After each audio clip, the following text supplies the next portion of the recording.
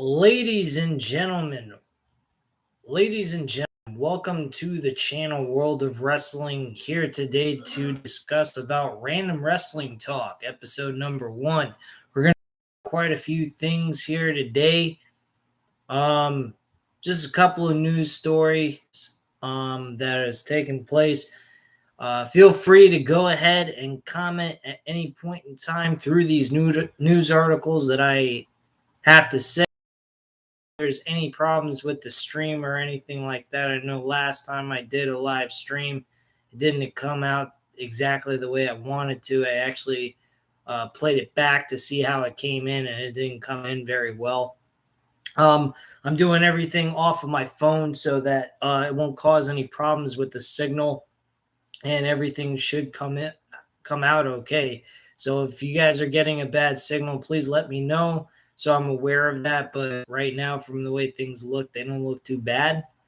But anyway, let's get right into everything that's taking place. The couple of articles I want to get into and discuss. If you guys want to comment in the chat room, by all means, go ahead. I'll respond right back and read them off here on the stream after I get an opportunity to read off some of these articles. So in between each call, I'll come back to any comments that are made. Matt87 Eagle says buffing problem, that's all. I'm not coming in good. And these live streams suck on my computer, apparently. I don't know why. All right. Well, anyway, I'll try my best. If it comes in bad, I apologize. But anyway, there's one story I'd like to talk about that I just saw on NoDQ.com. Another Forbidden Door entrant in the 2022 WWE Royal Rumble match. As previously noted, several names were announced for the 2022 Women's Royal Rumble match during the January 7th, 2022 edition of SmackDown. It was reported that the WWE policy has seemingly changed in regards to using wrestlers under contract to other wrestling promotions. Twitter account at WrestleVotes wrote the following in regards to a possible Forbidden Door Royal Rumble entrant besides Mickie James. Had more than one source this weekend, without me directly asking, state they believe WWE will try for an unexpected Forbidden Door entrant for the Men's Royal Rumble. Personally, I'm skeptical it happens, but I can confirm WWE is at least open to the idea, which is exciting enough. That's what Wrestling Votes had to say at this point in time. Now Matt's telling me that I just froze a bit. Okay. I don't know what's going on. So I'm going to do the best I can with what I got. I don't know what the issue is with this shit, but for whatever reason, it's coming in bad. And that's why I don't live stream, guys. That's why I don't. I don't know what the big fucking deal is about this shit, but whatever. Anyway, my thoughts on this with the whole situation with them having another entrant come in to the Royal Rumble for the men's pay-per-view. I think it's a lot of shit, to be quite frank with you, because I don't particularly care about Impact Wrestling, number one. Number two, it definitely shows that WWE is desperate. Most importantly, very desperate. Here's the reason why. WWE has a serious problem with their roster. One, they fired a ton of people. That's the reason why they're going ahead and wanting to go after these other performers and whatnot. And hold on a second. Oh, bitch. Anyway, I took down this graduation gift I got back in high school. I kept it since then. It's a graduation dog. I kind of noticed it in the background, so I figured I'd go ahead and get rid of it. It looks a little fucking ridiculous. I should have done that in the beginning, but oh well. Anyway, like I said, I feel that it has a lot to do with the fact that WWE just has failed to build new stars. They failed to keep the roster that they had originally, which I don't understand what the fuck they're doing, why they fired all those people, but they just claimed it was budget cuts, which we all know is a bunch of BS. Especially in the year 2021, they fired a ton of people that could have filled up a 30-man Royal Rumble match. So I'm not sure why the fuck they did what they did.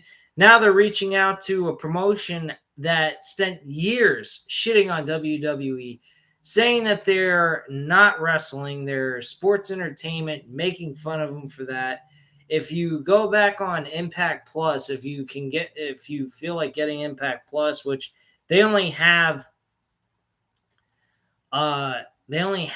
like, it only costs like $7.99.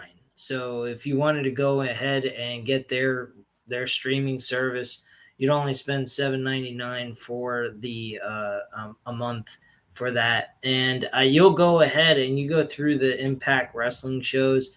You'll definitely notice that there is a ton of references that make fun of the WWE product. So them teaming up with WWE is hypocritical. Mickey James hooking up with WWE as a entrant into the Women's Royal Rumble is hypocritical. I mean, personally, you know what I'd like to do? I'd like to take that trash bag they gave Mickey James, throw up in it, and then throw it back into her fucking face and say, here you go. Why don't you take that trash bag and shove it up your fucking ass? Pretty much is what I'd like to do.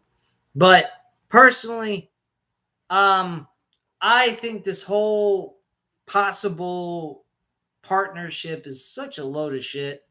WWE is doing a one and done type deal. I highly doubt we are going to see anything more than what they're doing here at this pay-per-view, and that is it. We're not going to see Impact Wrestling do anything else with WWE. You're not going to see a World Championship match from Impact Wrestling coming on to a WWE pay-per-view show. It ain't fucking happening. I mean, we got to see that in AEW, but you're not going to see that in a WWE show. There's no chance in hell. You're not going to see Edge show up on an Impact Wrestling show at all, ever. Okay? I think there was a back in the day when Edge was still in his prime, there was supposed rumors going around that Edge was in talks with Impact Wrestling at one point, and he was thinking about joining Christian in Impact Wrestling, but didn't, and Christian just ended up going by himself. So that was pretty much what took place there. Matt 87 Eagle is just throwing comments left and right like nobody's business. He's the only one even commenting. I got nobody here on the fucking channel. I thought I would have an open platform for everyone to be able to talk. This is by far the worst fucking live stream I've done yet. There ain't nobody here but Matt.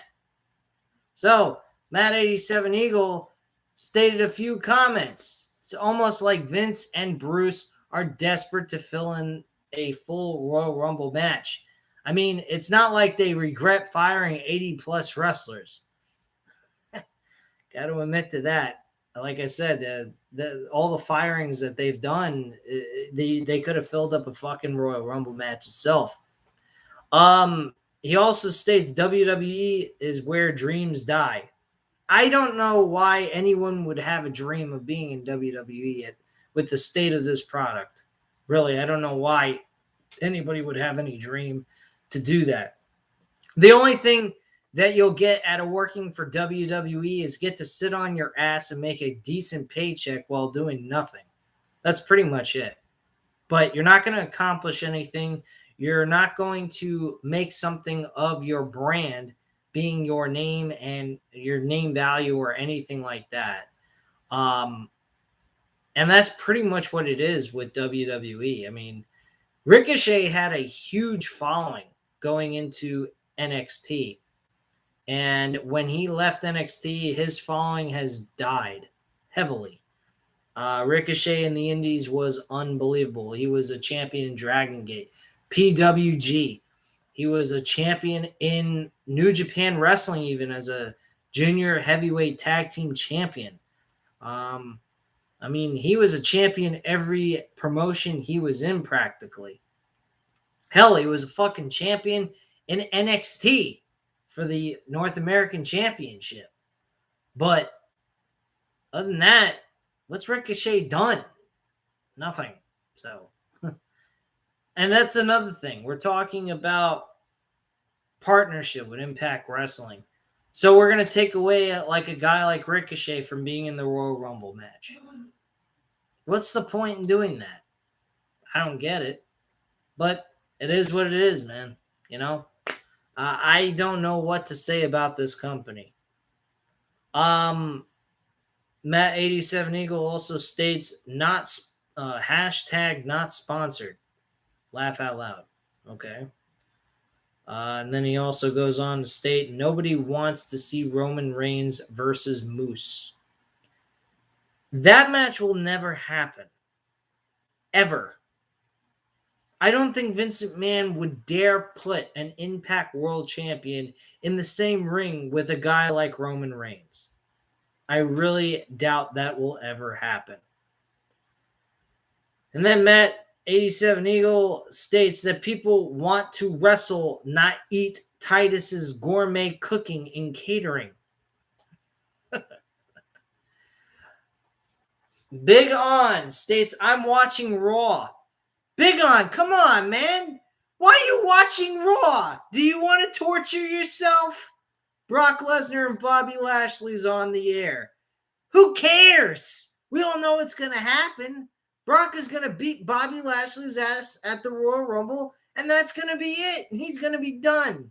Bobby Lashley will be an afterthought, okay? Big On, man. I thought you were done with WWE Raw and SmackDown. You even stated that in the chat, in the comment section of one of my videos. You even stated that on one of your own videos when you ranted about the cuts. What the hell's going on, Big On? Are you that curious? Or you just like Brock Lesnar a lot? If that's the case, I guess I can't shoot you for that. I mean, Brock is a needle mover. Even though he's old as fuck, he is still a needle mover, unlike the rest of the roster, which is because they've done nothing with the rest of the roster to begin with. So who gives a fuck? You know? But, yeah, I don't get it. Anyway, let's try. I got a few other articles I'm going to kind of go through here. And, oh, yeah. There is something that I will state. There was actually some rumor going around that Roman Reigns was supposed to drop the Universal Championship. This is by Dave Meltzer. Now, I hope Dave Meltzer is just speculating. He's not stating this as fact. I don't think he was. But Dave Meltzer went on to state that he has heard within the company that they were planning on stripping Roman Reigns of the Universal Championship at day one and have Brock Lesnar beat him for the title, with Seth Rollins becoming the WWE champion in that fatal four-way match. Now, his belief is that Roman Reigns is supposed to face Seth Rollins, and Seth Rollins is supposed to defeat him for the Universal title, taking the Universal title back to Monday Night Raw, while Brock Lesnar moves back over to SmackDown after he defeats Bobby Lashley in the back to SmackDown. He's supposed to take the WWE title back to SmackDown. So they're going to basically swap the titles to different shows.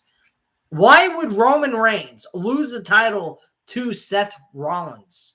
Why wouldn't you pick somebody else, somebody new, fresh, someone who's never won the WWE title at all, either Universal or WWE title? Why the hell would you do that?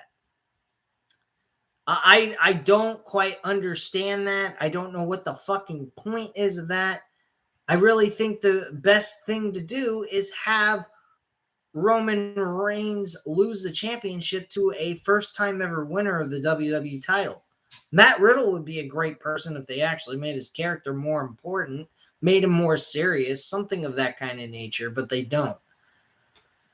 Let me go ahead and read the last comment by Big On. Big On has to ask me, how did you feel about Toni Storm being released? I actually commented, I believe, on that on a video.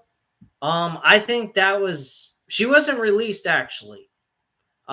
She quit actually. She went ahead and resigned from the company.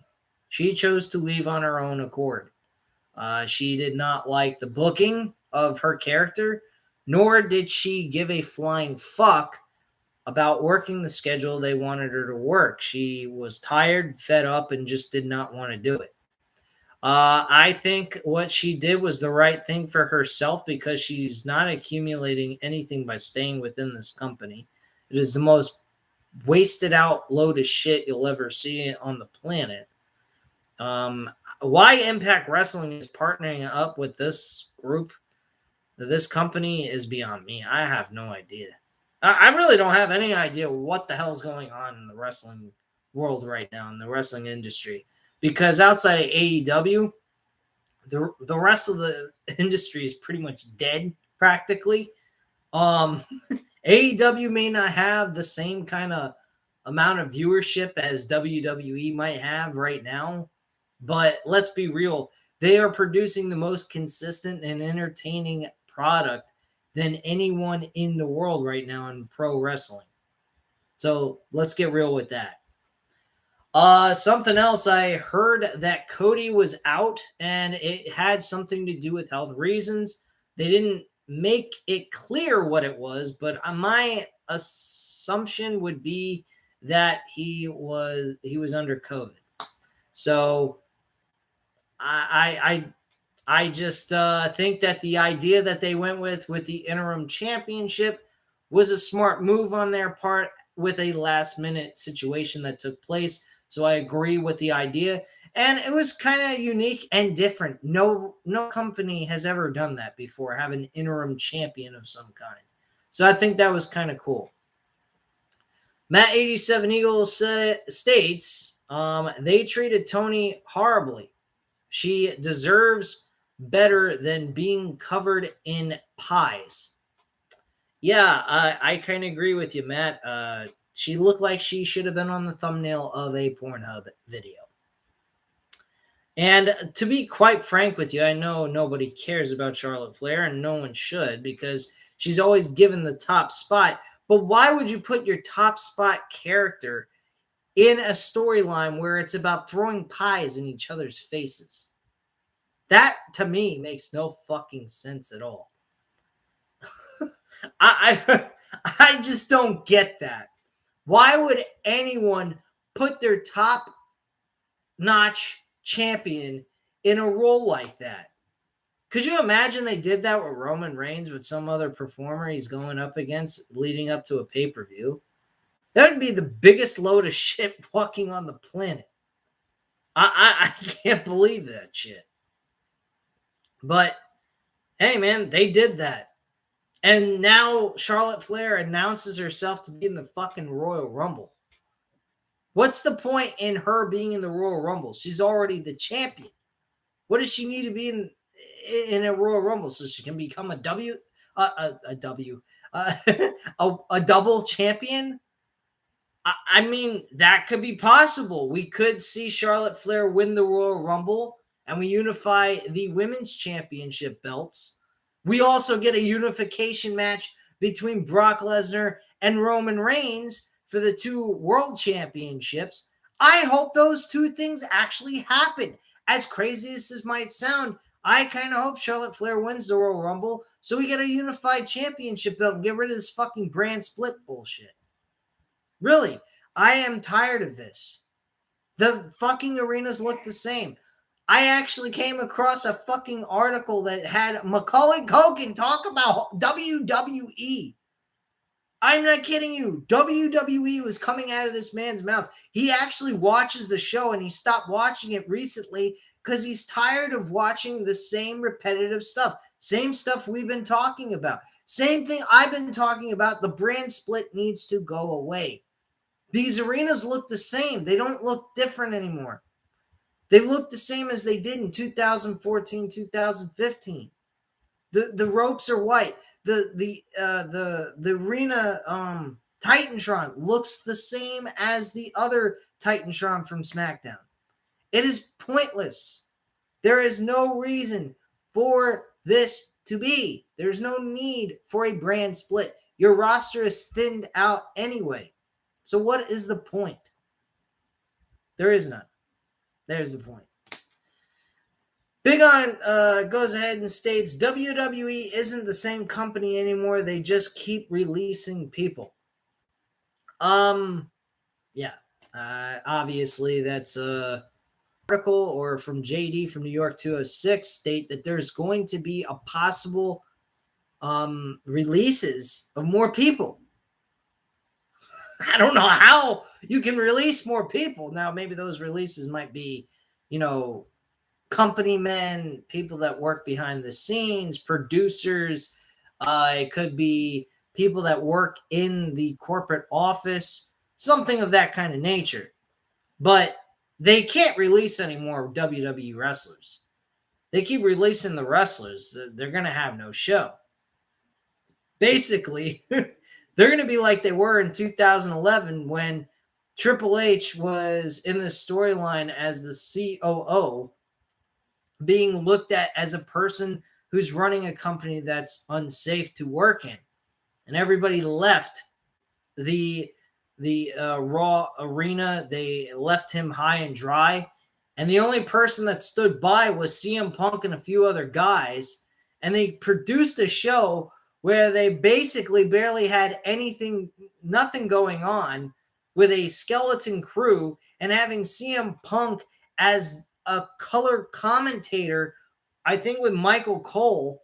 And I think Jerry Lawler kind of packed his bags and walked out the door in this storyline. And that was that. So, yeah. That's what this kind of feels like it's going to become at some point. Rachel Buck states, did you see Moose tweet that he wants to face Roman Reigns? Yes, we actually talked about that just a few moments ago, and it ain't ever going to happen. Rachel Buck, you're never going to see Moose challenge Roman Reigns one-on-one for a matchup, whether it's for championship gold or anything like that. They aren't even on the same level. I mean, Roman Reigns is on another fucking planet, and Moose is on planet Earth. I mean, come on. That is the most ridiculous thing I've ever heard. I mean, Moose is not a bad wrestler. Don't get me wrong when I do a comparison saying Roman Reigns is on from another planet, but let's be real. I think that I don't think that Moose is anywhere near Roman Reigns in any capacity when it comes to entertainment quality or even wrestling potential. So anyway, let's go over some of the other comments that came in. Big On states, I want either Stephanie McMahon, Shane, and Triple H take over WWE or The Rock. Big On, I don't think The Rock will ever take on that responsibility, nor should he, because The Rock has a lot more important things to do than worry about WWE. As much as he can go on record and say, oh, I love WWE, I live and breathe WWE all the time, don't buy into the shit.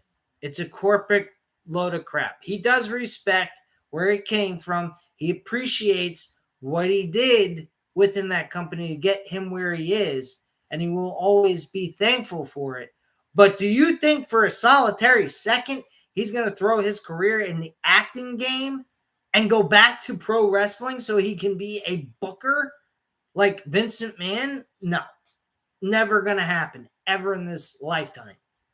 Now, Triple H and Shane McMahon and Stephanie McMahon, maybe, but here's the problem with that, Big On. Vince McMahon won't give them shit. The bottom line is he is going to, plain and simple, sell this company off to somebody. Somebody who's got a shit ton of money. He's going to get his big payday, and he's going to go off on the sunset, and he's going to retire. I've stated this a million fucking times in the last year and a half. It's going to happen. That's why all these cuts are taking place. There is no ifs, ands, buts, or anything about it. It's that simple. So the answer to your question,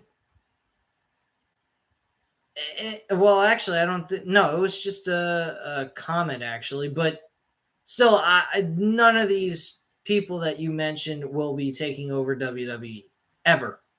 So I'm sorry, Big On, but, I think Stephanie McMahon, Shane, and Triple H have the best interest in pro wrestling, but Vince McMahon don't like pro wrestling. They like to make a mockery of it, which I'm sure that's what they're doing on Monday Night Raw right now. Am I correct, Big On? Because I wouldn't dare watch a Monday Night Raw live and sit through it 3 hours with the commercials going as well. I can't do it and never will. Never fucking will. I've tried it before. I've reviewed it at 11 o'clock at night, and I just absolutely fucking hate doing that shit. I'd rather do it on a Tuesday, early Tuesday at like 7 p.m., watch the show, skip through the commercials, and then get through the bullshit and then do the review for you guys, because I know you guys love hearing me rant about WWE's content. So that's what I do. But I'll never go ahead and watch the Monday Night Raw live. No fucking way.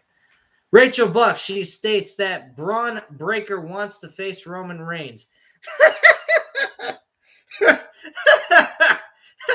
Braun Breaker wants to face Roman Reigns. One step at a time, Braun Breaker, please. So, Rachel Buck, where did you hear this information? I'd like to, if you could tell me what article or what website you heard this on, so I could actually go check this out and read it verbatim, to, get an idea why the hell he would even think about wanting to challenge Roman Reigns at this point. But anyway, moving on. Matt 87 Eagle, Rock is better off making movies and Vince is going to sell the company to Disney.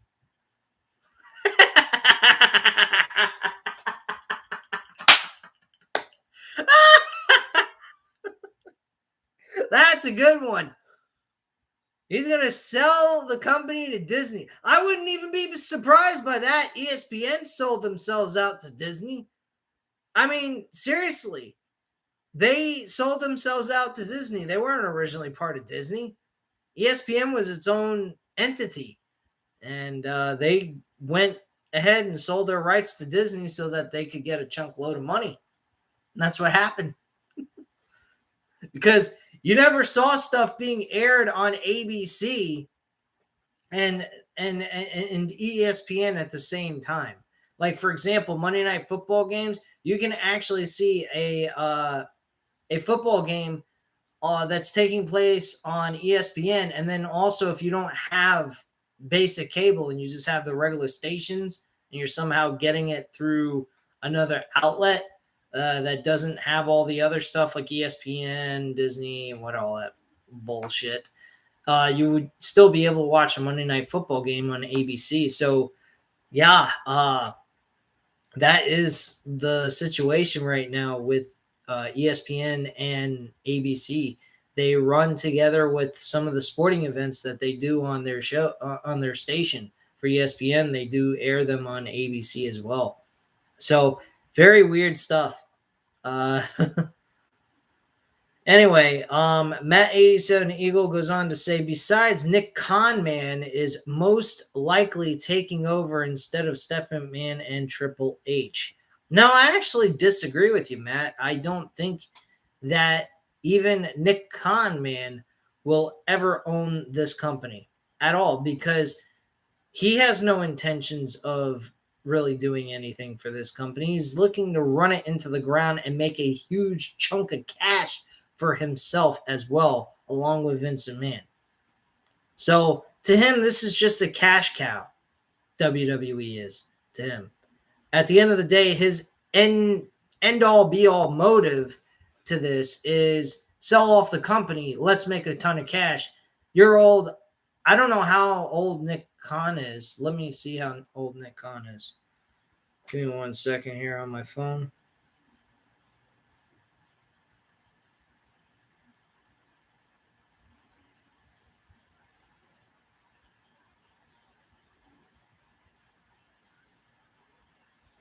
Holy shit. You want to know something weird? I'm looking at this picture of Nick Khan. Nick Khan looks a little like Shane McMahon if Shane McMahon was like the same ethnicity as Nick Khan. Holy fuck. They actually have some similar features. This is weird.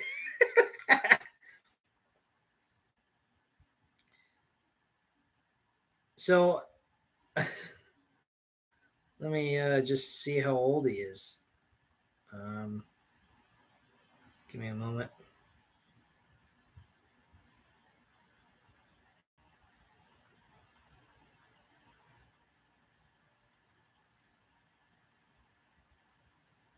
They don't even have his exact age. Holy fuck. They're saying he's somewhere between the ages of 45 to 55. That's what Nick Khanman's age is. Somewhere between there. They don't even know his legitimate age. What does this guy come from a supernatural world and has no birth certificate or any information on him?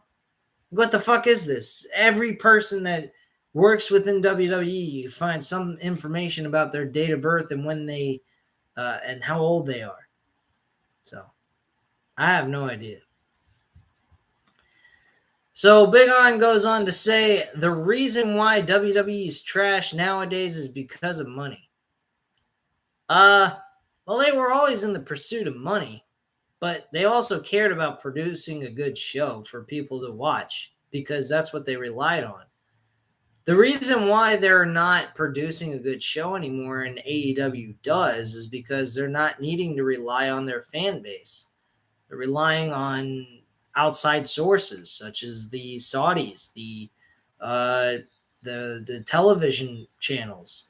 They're giving them a shit ton of money, and people are still showing up to these shows, which again I don't understand why. I really don't. I don't get why anybody would want to show up to these fucking shows and sit there and watch these boring fucking shows. I swear to you guys, I watched SmackDown this yesterday, and I watched it, and I'm just going, this is boring as fuck. The audience in the stands were quiet as hell. There was no cheers that much. I mean, the street fight with the Usos and the New Day was somewhere here and there. There was reaction to what was taking place, but throughout most of the fucking show is shit. The crowd did not care at all what they were doing in the middle of the ring. So I really don't understand why people are even wasting their money to go watch this shit. But somehow, some way, WWE is getting people to show up. Maybe they're doing the CM Punk method. They're giving them the buy one, get one free card. Who the fuck knows? Oh, man, that comment CM Punk made with MJF this past Dynamite last Wednesday was absolutely fantastic. I loved what he had to say in that. That was really good. But yeah, I mean, Big On, since you mentioned you're watching Monday Night Raw, how good is the show? Is it good or is it absolute trash? If you're still in the on the stream and whatnot. Hopefully I get a response from you. But anyway, let me know if how Raw is, if it's even remotely worthy of going back and watching and reviewing. It probably isn't. I don't even need to watch the show. I already know what the show's going to be. It's going to be fucking trash. So obviously, there's nothing really important about this fucking dipshit company. Let me see here. So I went over some AEW news. I went over WWE. Let's see, any more WWE news? Let me go to nodq.com. That's my trustworthy news behind the scenes stuff.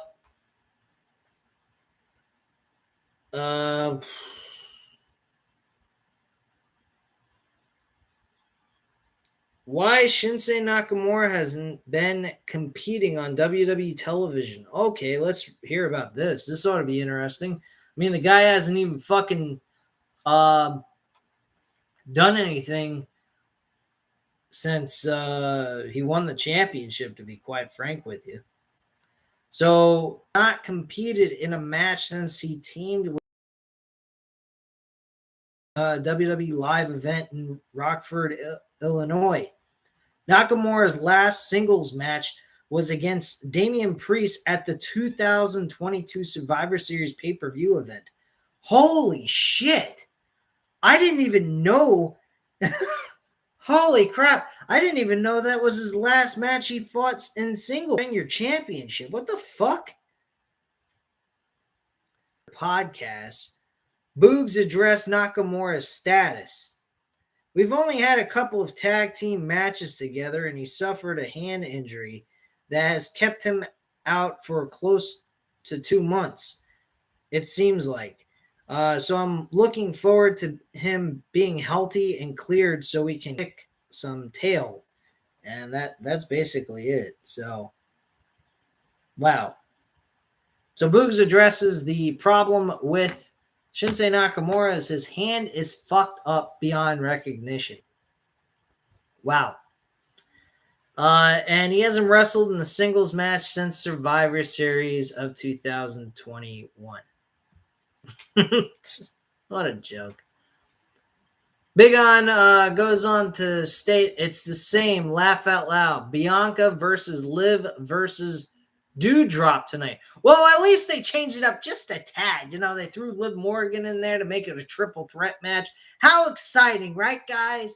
We go from singles competition between Bianca Belair and Doudrop to now we just throw someone else in the mix to spice it up a little bit and make it a triple threat match. What a fucking joke. This company is a complete, utter load of trash. I don't know who in their right fucking mind thinks that this company is going to last. I don't know who in their right mind thinks that this company cares about its people and who the people that watch their product. But for whatever reason, these people are like a bunch of fucking moron animals in a museum going like seals and acting like fucking dummies. Or like a dolphin. I don't know. I'm just trying to come up with some funny shit. But these guys are like, these people are like fucking animals in an amusement park, entertaining the wrestlers than anything else by giving them and making them hear what they want to hear. I find that absolutely funny. Can't hear you, mic problems. Can you hear me now? Matt. All right, well, Big On states Randy Orton needs to punt Vince McMahon in the skull again. Oh, that sounds like a great idea. They could install that into a storyline. That would be great. Put Vince McMahon on television. I mean, he's been on television lately on Monday Night Raw with Austin Theory. Why not go ahead and have Austin Theory and Randy Orton compete in a one-on-one match? Vince McMahon's on the sidelines as a manager. He gets in the middle of the way, and Randy Orton punts him in the fucking head and knocks him unconscious and takes him off of television forever. Don't worry, guys. We always got Bruce Pritchard, Nick Khanman, and Kevin Dunn. Oh, man. What a fucking joke. This company is run by fucking old farts from hell. I swear to you, they probably are the followers of Satan. I swear to you, they're probably the 4 or 5 guys you'll see at the fucking front of the gate when you enter into the pit of hell, if you go there, which I don't want to go. Anyway, that 87 Eagle says, okay, better after refreshing. That sounds great, Matthew. I'm glad you can hear what I'm saying now at this point.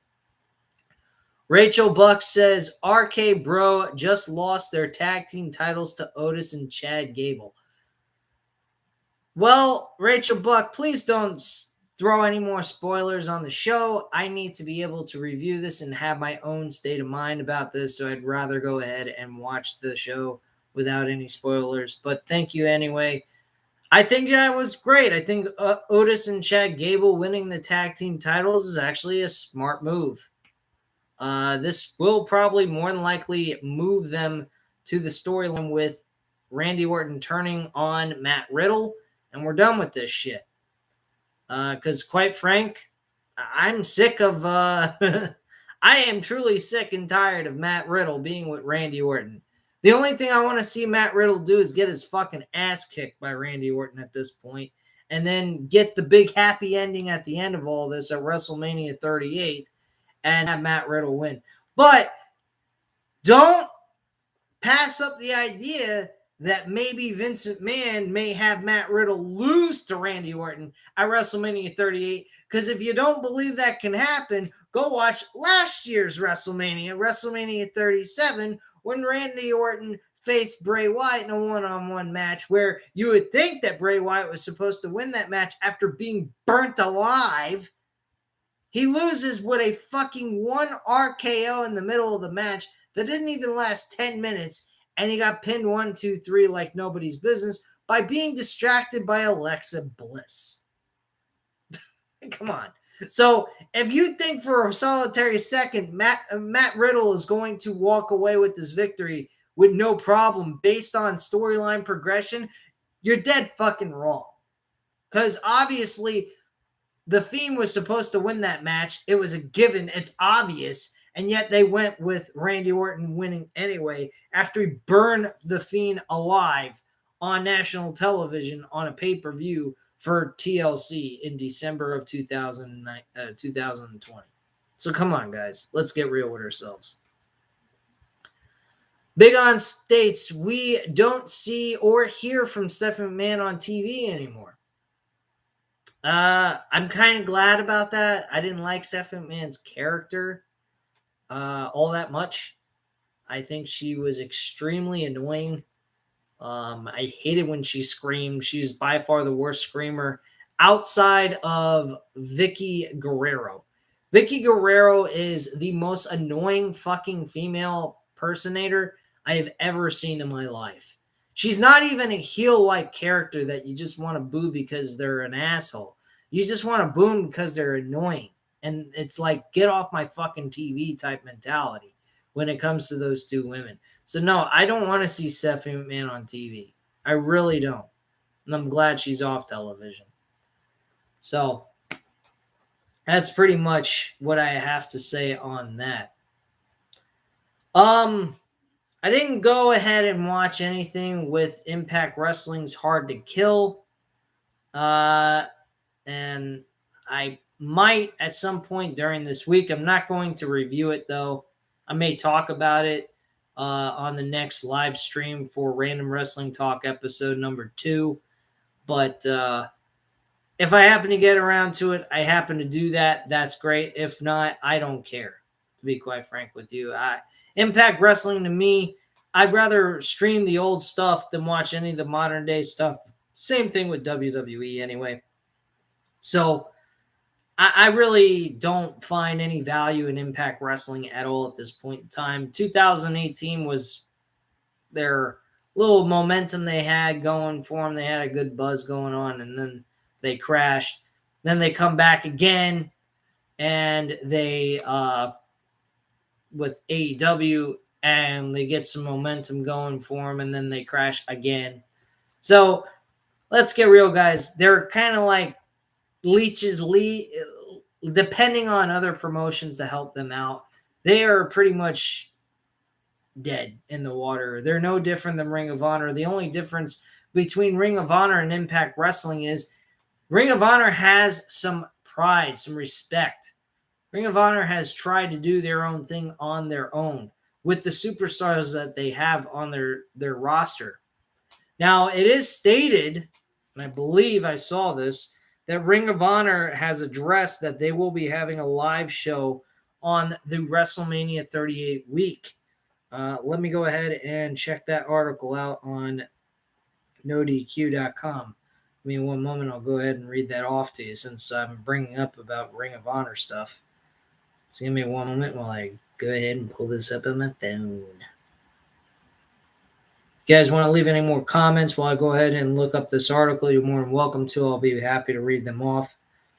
Hold on one sec.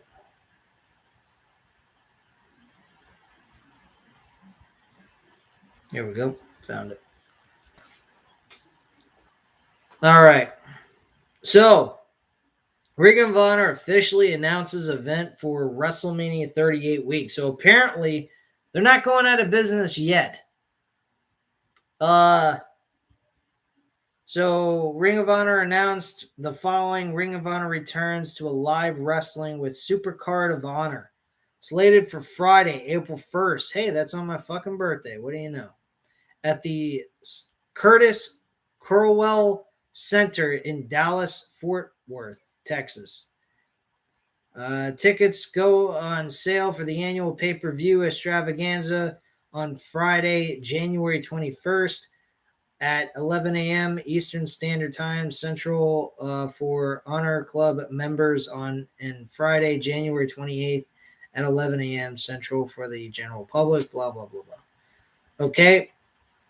Since 2006, Supercard of Honor has been the stage for some of ROH's most memorable and historic matches featuring the best wrestlers on the planet. Keep it locked into ROHWrestling.com and ROH's social media channels for Supercard of Honor announcements. So that's great news, at least for fans who are Ring of Honor fans. I'm actually one of those people. A lot of the performers came from Ring of Honor. I mean, you look at AEW's roster, and they got all kinds of guys that came from Ring of Honor. You got fucking shit. You got Adam Cole, baby. You got trying to think of Kyle O'Reilly and Bobby Fish. You got the Young Bucks, Cody Rhodes.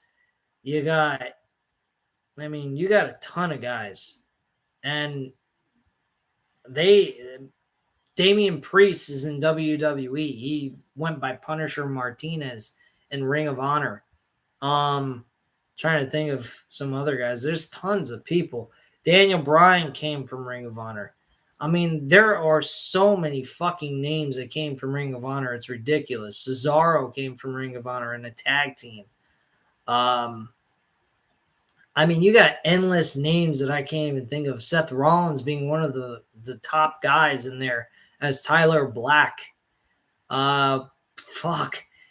I mean, they have like the best wrestlers all around the world in different promotions, and yet they're like NXT. Technically, Ring of Honor started the idea of NXT. If you really want to get truthful, Ring of Honor was the start of NXT because Ring of Honor did what NXT did. They built great stars, and then all those stars went to higher level promotions. Matt states that Joe and Punk being one of those two guys from Ring of Honor. Yes, absolutely. So, I mean, you got tons of guys that come from Ring of Honor. And I think this is great news. I think it's really good that Ring of Honor is continuing to keep their doors open and allow this promotion to stay alive. I think Sinclair needs to get this company back on its feet and start kicking some ass. Before AEW came along, they were actually doing a great job. They had some of the best performers in this company. All the head honchos in AEW right now were in Ring of Honor doing their thing from 2016 to 2018. So, I mean, they had a lot of great performers that took place in that promotion, and they just happened to go off to a better promotion that was going to give them more money so they could support themselves and still provide the same mentality that Ring of Honor did within AEW. So to me, I see AEW as the same as a Ring of Honor. Honestly, I think Ring of Honor needs to partnership with AEW, be AEW's version of NXT to AEW, take the talent they got on the dark shows, put them in Ring of Honor, let them do their thing, have them compete over championships, get rid of the dark shit and having that on fucking YouTube altogether, and get rid of that shit. You don't need all that. You use Ring of Honor as your platform to put those guys on television and, have them compete over the Ring of Honor World Championships. And there you go.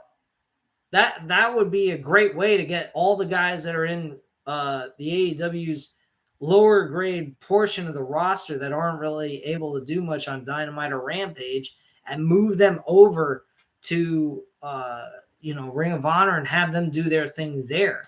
They could even invest some money in there, possibly. I don't know. Maybe that would be a bad idea to do all that. Let them take care of that on their own.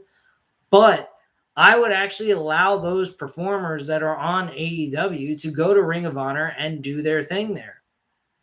If you really want to get down to the nitty-gritty, I mean, Ring of Honor could provide the money for the locations that they go to and have the wrestlers from AEW that are on the lower end of the spectrum of the roster be paid by AEW, but they go ahead and go to the Ring of Honor shows and compete over championship gold and what have you. I think that's a fantastic idea. Could you imagine Hook being able to have the ability to compete over a Ring of Honor World Championship in a decent-sized venue?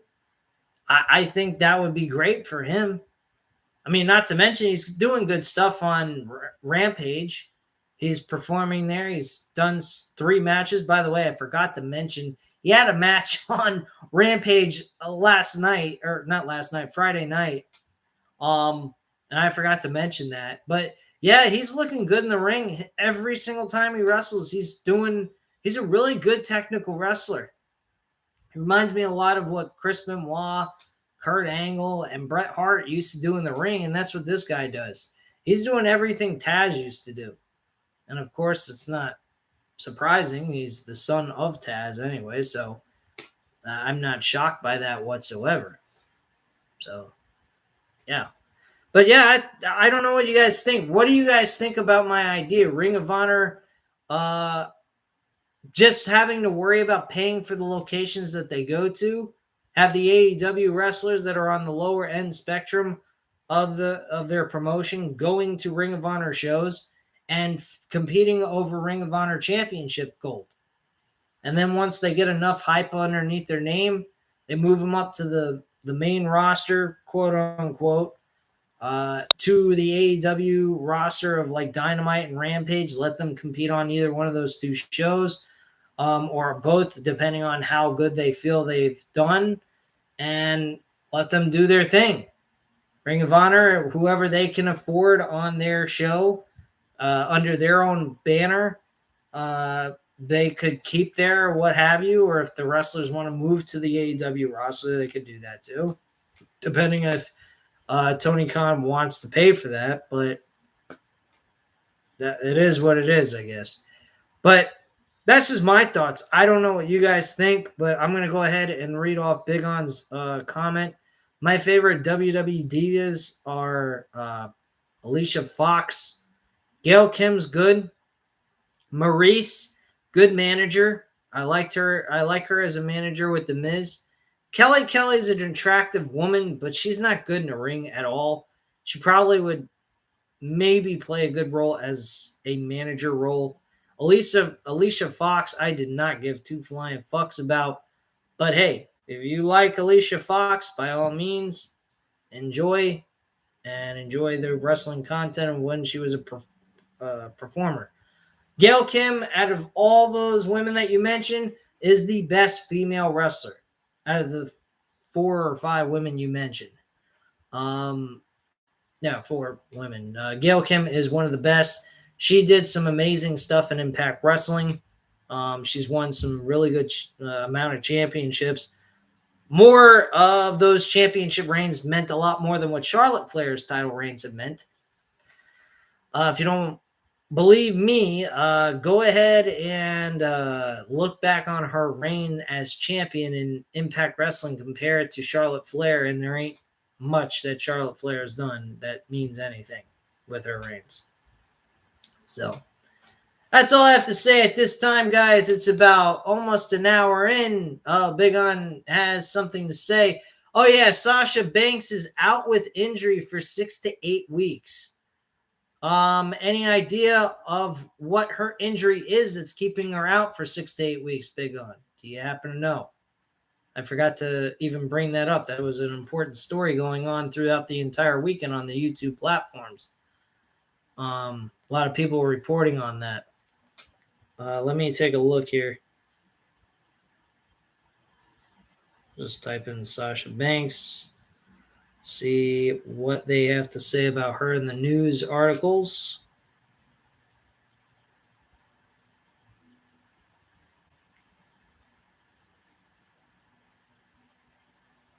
Well, Sasha Banks may be injured, but Sasha Banks was able to open up the ESPN College Football Playoff National Championship opener, just to let you guys know. So that's kind of funny.